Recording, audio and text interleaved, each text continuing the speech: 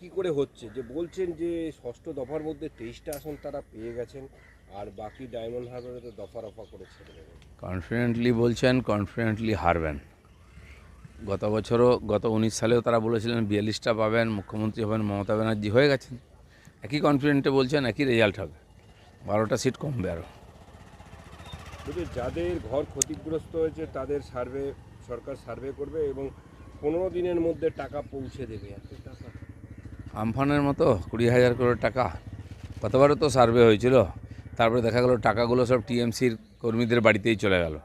সেই একটা রাস্তা খুঁজছেন পার্টির লোকেদেরকে সুবিধা পাইয়ে দেওয়ার জন্য। বাতিল প্রায় 5 লক্ষ ওবিসি সার্টিফিকেট, ফের মমতার নিশানায় বিচার ব্যবস্থা। মমতা ব্যানার্জি হচ্ছেন সেই নেত্রী যিনি কোর্টে যখন তার পক্ষে রায় যায় তখন হাইকোর্টকে ধন্যবাদ দেন, কোর্ট ঠিক আছে। যেই বিপক্ষে যাবে তখন কোর্টকে মানেন না, কোর্টকে তিনি সমালোচনা করেন।